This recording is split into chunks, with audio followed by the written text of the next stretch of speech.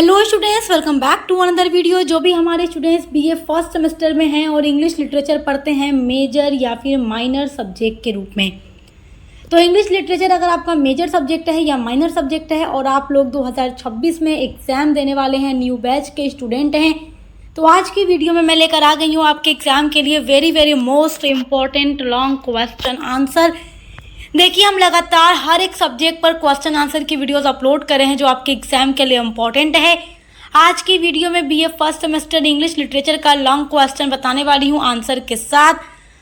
Critical appreciation आज हम देखने वाले हैं the short story the barber's trade union by Mulk Raj Anand. आपके फर्स्ट सेमेस्टर इंग्लिश लिटरेचर के सिलेबस में जितनी भी शॉर्ट स्टोरी एसेज दिए गए हैं सब हम पढ़ा चुके हैं आपको, सभी की समरी अपलोड हो गई है। सभी पर जो शॉर्ट और लॉन्ग क्वेश्चन आंसर की वीडियोस हैं हम लगातार अपलोड करते चले जा रहे हैं आपके एग्जाम 2026-27 के लिए। आज हम देखेंगे क्रिटिकल एप्रिसिएशन क्या है द बार्बर्स ट्रेड यूनियन का। द बार्बर्स ट्रेड यूनियन जो है शॉर्ट स्टोरी है आपके सिलेबस में, जिसका राइटर है मुल्क राज आनंद। तो इसका क्रिटिकल एप्रिसिएशन मोस्ट इम्पॉर्टेंट है आपके एग्जाम के लिए और हमेशा लॉन्ग क्वेश्चन में पूछा जाता है। तो आज हम देखेंगे कि आपको किस तरीके से क्रिटिकल एप्रिसिएशन एग्जाम में लिखना है। पूरा सही तरीका आपको बताऊंगी। जिस तरीके से मैं आपको बताने वाली हूं, अगर आप उस तरीके से लिख करके आते हैं तो आपको मिलेंगे पूरे नंबर। तो चलिए देखिए, पहली हेडिंग हो जाएगी आपके क्रिटिकल एप्रिसिएशन की इंट्रोडक्शन। इंट्रोडक्शन का मतलब क्या होता है? परिचय। तो हमेशा मैंने आपको बताया है कि जब भी क्रिटिकल एप्रिसिएशन लिखें या कोई भी एग्जाम में आंसर लिखें तो उसमें पहली हेडिंग इंट्रोडक्शन लिखें। देखिए, हेडिंग बाय हेडिंग आंसर लिखने पर नंबर बहुत अच्छा देता है एग्जामिनर। तो मैं हमेशा आपको लॉन्ग क्वेश्चन हमेशा हेडिंग के थ्रू ही देती हूँ ताकि आप लोग हेडिंग बाय हेडिंग लिखें तो आपको नंबर अच्छा मिले। तो क्रिटिकल एप्रिसिएशन चाहे आप किसी भी शॉर्ट स्टोरी का लिखें, एस्से का लिखें, फर्स्ट हेडिंग आपकी इंट्रोडक्शन ही होगी।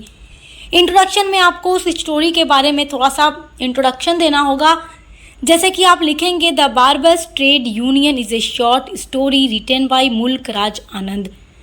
जो बार्बर्स ट्रेड यूनियन है ये शॉर्ट स्टोरी है, रिटन बाय यानी लिखी गई है मुल्क राज आनंद के द्वारा, a famous Indian English writer, और ये बहुत ही प्रसिद्ध इंग्लिश राइटर हैं भारत के। द स्टोरी इज सिंपल, और ये जो स्टोरी है शॉर्ट स्टोरी है बहुत ही सिंपल है। ह्यूमरस मतलब हास्य वाली है, यानी कॉमेडी जैसी है, हंसने वाली है। And at the same time carries a deep social message. And at the same time, और साथ ही साथ कैरीज, ये स्टोरी दिखाती है बहुत ही डीप सोशल मैसेज, यानी बहुत गहरा मैसेज।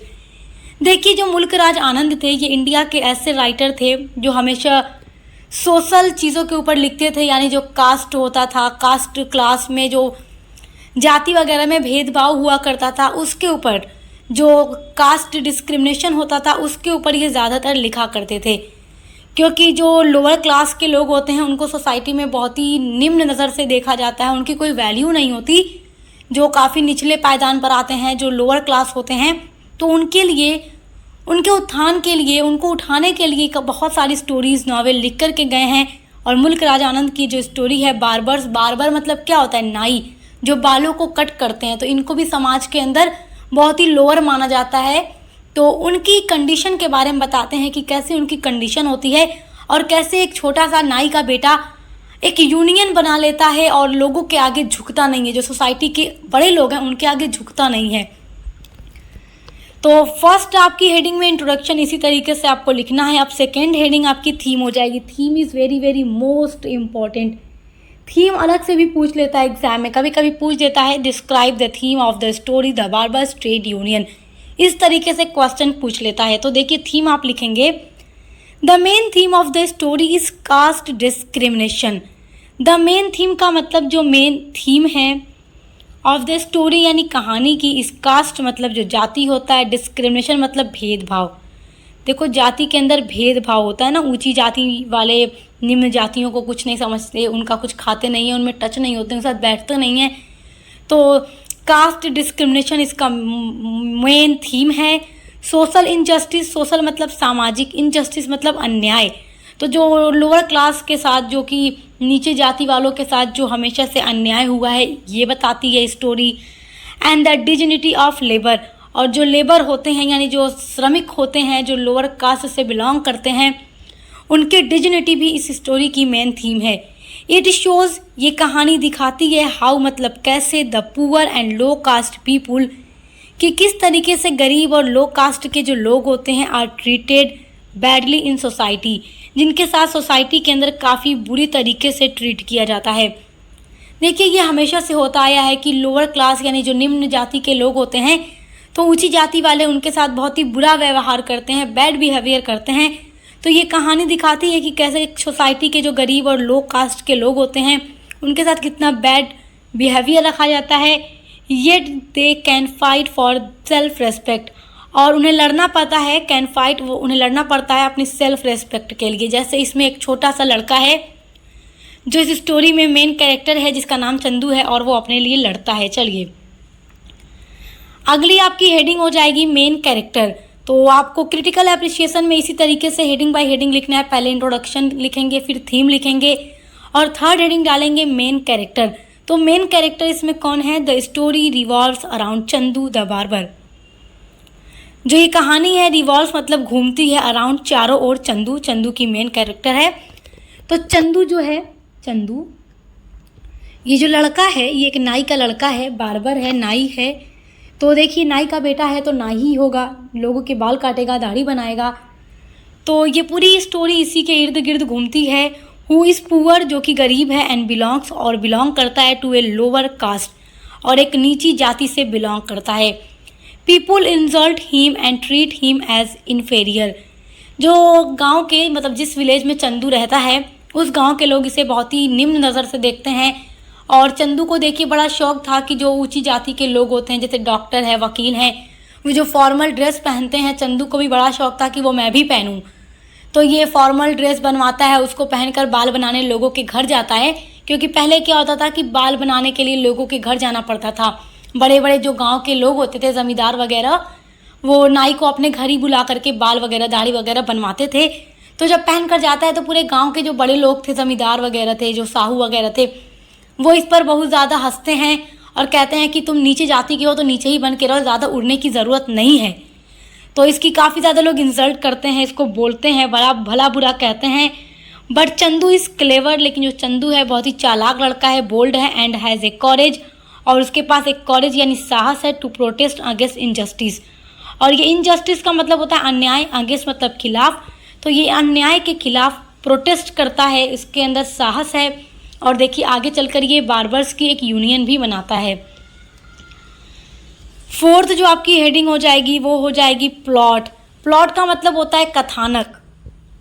मैं आपको पढ़ा चुकी हूँ ना, यूनिट नंबर 2 में आप पढ़ चुके हैं, यूनिट नंबर 2 के अंदर आप पढ़ चुके हैं। ये जो स्टोरी है आपके सिलेबस में आगे की यूनिट्स में रखी गई है। यूनिट नंबर 2 में आपने पढ़ा था ना एलिमेंट ऑफ शॉर्ट स्टोरी। तो प्लॉट एक एलिमेंट ऑफ शॉर्ट स्टोरी है जिसमें पूरी स्टोरी के अंदर एक सीक्वेंस में क्या क्या हुआ है वो बताता है। तो प्लॉट में फर्स्ट आपका पॉइंट हो जाएगा Chandu works as a barber in the village. Chandu एक बार्बर के रूप में काम करता है गांव में। सेकेंड पॉइंट हो जाएगा the rich and upper caste villagers insult him दो दे नीड्स हिज सर्विस। और जो अमीर और ऊपर जाति के लोग हैं यानी बड़े जाति के लोग हैं गांव के, वो उसकी इंसल्ट करते हैं क्योंकि ये फॉर्मल सूट पहन लेता है ना, कि इसे भी बड़ा शौक है पहनने का। तो लोग उसको इंसल्ट करते हैं कि तुम नीचे जाति के हो, तुम पर सूट नहीं करता, ये बड़े लोगों का ड्रेस है, तुम्हारे ऊपर नहीं जचता, तुम निकाल दो, तुम मत पहनो। तो जबकि उन्हें इसी की सर्विस की ज़रूरत है, मतलब बाल बनवाने के लिए, दाढ़ी बनवाने के लिए बार्बर की ही नीड है, मगर फिर भी इनकी इंसल्ट करते हैं गाँव के लोग। अगला पॉइंट हो जाएगा प्लॉट में to protest Chandu stops cutting their hair and forms a kind of union.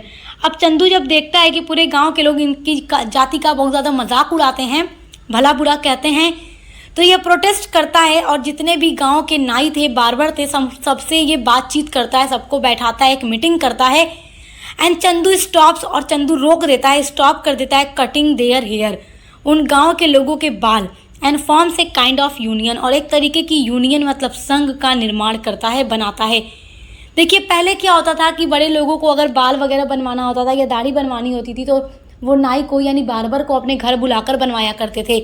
अब जब चंदू ने देखा कि ये गांव के बड़े लोग हमारी इतनी इंसल्ट करते हैं तो ये सारे नाई को बैठाता है और कहता है कि कोई भी अब किसी भी विलेजर का, किसी भी रिच पर्सन का बाल काटने के लिए, दाढ़ी बनाने के लिए उनके घर नहीं जाएंगे, जबकि कहिए कि वो खुद हमारे यहाँ उड़ कर के आएँ और बैठ कर अपने बाल बनवाएं, अपनी दाढ़ी बनवाएं। हम खुद अपने पैरों पे चल के वहाँ तक नहीं जाएंगे। जिनको कराना है वो आए, वरना हम नहीं जाएंगे। तो गांव के लोग अपनी आन बान के चक्कर में जाते नहीं थे। दाढ़ी बाल इतने बड़े हो गए थे कि अब वो लोग एकदम दिखने में बुरे लगने लगे थे। तो ये एक यूनियन तो बना लेता है, द बार्बर्स ट्रेड यूनियन, यानी कि बार्बर्स का ट्रेड यूनियन बन जाता है। और अब तब से लोग चल कर इनके यूनियन में आने लगे बाल बनवाने के लिए। तो ये भी दिखा देता है कि इसके अंदर कॉरेज है, साहस है, ये प्रोटेस्ट करता है इनजस्टिस के खिलाफ। और फिर तब से हर कोई बाल बनवाने, दाढ़ी बनवाने के लिए इनके शॉप पर जाने लगा। The villagers realise that without Chandu they can not manage.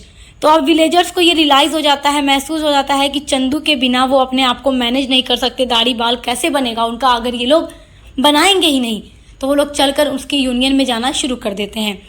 In this way, और इस तरीके से Chandu shows his power and demands respect. और इस तरीके से चंदू अपनी पावर को शो करता है, अपनी पावर को दिखाता है और अपने लिए रेस्पेक्ट की मांग करता है। और तब से हर विलेजर और हर कोई नाव की शॉप पे, यानी जो नाई होते हैं उनकी शॉप पर जाकर बाल बनवाने लगे। चलिए अगली हेडिंग आपकी है, आप देखिए क्रिटिकल एप्रिसिएशन में जो 5th हेडिंग आप डालेंगे वो है राइटिंग स्टाइल, यानी कि मुल्क राज आनंद की राइटिंग स्टाइल क्या है इस स्टोरी को लिखने की। तो देखिए, Mulk Raj Anand writes in simple language with humour and satire. तो मुल्क राज आनंद ने लिखा है इस स्टोरी को बहुत ही सिंपल लैंग्वेज में विद ह्यूमर एंड सटायर, यानी हास्य व्यंग्य के साथ। यानी कि इसमें एक बहुत ही डीप मैसेज तो मुल्क राज आनंद अपने रीडर को देते ही हैं कि समाज के अंदर, सोसाइटी के अंदर जो लोअर क्लास के लोग हैं उनको भी रिस्पेक्ट देना चाहिए, क्योंकि हर कोई बराबर है सोसाइटी के अंदर, चाहे वो ऊंची जाति का हो या नीची जाति का हो। तो ये स्टोरी एक डीप मैसेज देती है, लेकिन साथ ही एक सिंपल लैंग्वेज में ह्यूमर एंड सटायर के साथ लिखी गई है, यानी हंसी मजाक जैसी चीज़ें भी हमें इस स्टोरी में देखने को मिलती है। Even though the story is funny, मतलब ये स्टोरी थोड़ा फनी है, it makes reader think seriously about cast inequality and human dignity. लेकिन ये स्टोरी ये भी सोचने पर रीडर को मजबूर करती है, गंभीर बनाती है कि कास्ट इनइक्वालिटी नहीं होनी चाहिए, यानी कि जाति असमानता नहीं होनी चाहिए, हर कोई बराबर है। तो ये स्टोरी बहुत ही सिंपल लैंग्वेज में एक डीप मैसेज भी देती है, साथ ही साथ ये स्टोरी फनी भी है।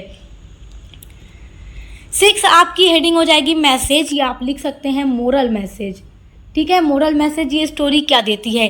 तो फर्स्ट जो मैसेज ये स्टोरी हमें देती है, all humans beings are equal. All human beings का मतलब सभी जो इंसान हैं, आर इक्वल मतलब बराबर हैं, चाहे वो गोरा हो, काला हो, ऊंची जाति का हो, निम्न जाति का हो, अमीर हो, गरीब हो, हर इंसान बराबर है समाज के अंदर। Self respect is more important than money. और जो इस स्टोरी के अंदर मेन कैरेक्टर चंदू है, उसने दिखा दिया कि पैसे से ज़्यादा सेल्फ रेस्पेक्ट ज़रूरी है। ये बाल काटने से मना कर देता है लोगों के घर जा जाकर, ये कहता है कि पैसे वैसे नहीं चाहिए कि मैं जाऊँगा तो मुझे पैसे मिलेंगे, जिसे कटवाना है वो खुद आकर बाल कटवाए, दाढ़ी बनवाए, क्योंकि हमारी भी सोसाइटी के अंदर कोई सेल्फ रेस्पेक्ट है, हम नहीं आएंगे। फिर तब से हर विलेजर्स जाकर बाल कटवाने लगे। तो दिखाती है ये स्टोरी कि self respect is very very most important than money.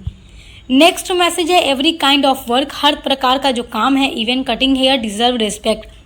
और ये स्टोरी हमें ये भी मैसेज देती है कि चाहे काम छोटा हो या बड़ा, चाहे वो बाल काटने का ही काम क्यों ना हो, वो रेस्पेक्ट डिजर्व करती है, क्योंकि हर इंसान का अपना अलग अलग काम है। अगर कोई इंसान कोई काम ना करे तो फिर कौन करेगा। अगली हेडिंग आपकी है कॉन्क्लूजन। 7th हेडिंग आपकी है कॉन्क्लूजन में आपको लिखना होगा कि पूरा निष्कर्ष क्या है इस स्टोरी का। देखिए, क्रिटिकल एप्रिसिएशन जो है आपका इंट्रोडक्शन से शुरू होगा। कहाँ से शुरू होगा? इंट्रोडक्शन से, और ख़त्म कहाँ पर होगा? कॉन्क्लूजन पर। यानी इसमें आपको पूरा निष्कर्ष देना होगा कि क्या ये स्टोरी कॉन्क्लूजन देती है। The barber's trade union is not just an entertaining story.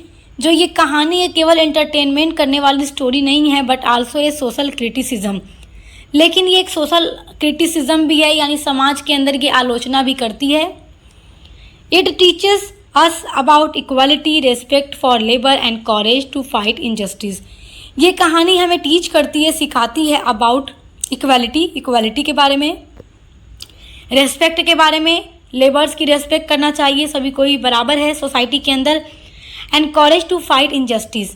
कॉरेज मतलब ये स्टोरी हमें साहस भी देती है, फाइट यानी लड़ने की, इनजस्टिस यानी कि अन्याय के लिए, अन्याय के खिलाफ लड़ने की ये स्टोरी हमें कॉरेज भी देती है। That is why the story remains powerful, meaning powerful and meaningful event today. इसी वजह से ये स्टोरी आज भी बहुत ही शक्तिशाली और मीनिंगफुल बनी हुई है। सो स्टूडेंट्स, आई होप कि आज की वीडियो का जो टॉपिक है critical appreciation of the story the barber's trade union, वो आप बहुत अच्छे से समझ गए होंगे। ये बहुत ही इंपॉर्टेंट है, 100% आपके एग्जाम में ये आने वाला है इस बार 2026 में। तो इसको इसी तरीके से आप हेडिंग बाय हेडिंग अगर लिख कर आएंगे तो आपको बहुत अच्छे नंबर मिलेंगे। इसके अलावा इस स्टोरी से अदर जो क्वेश्चंस बनेंगे आपका, वो भी मैं अपलोड कर चुकी हूँ चैनल पर, और साथ ही साथ अदर जितना भी सब्जेक्ट है सभी के हर एक इंपॉर्टेंट टॉपिक पर लगातार वीडियोस हमारे चैनल पर अपलोड की जा रही हैं। तो विजिट करके अच्छे से पढ़ाई करते रहिए, सब्सक्राइब करना मत भूलिएगा। मिलते हैं अगली वीडियो के साथ।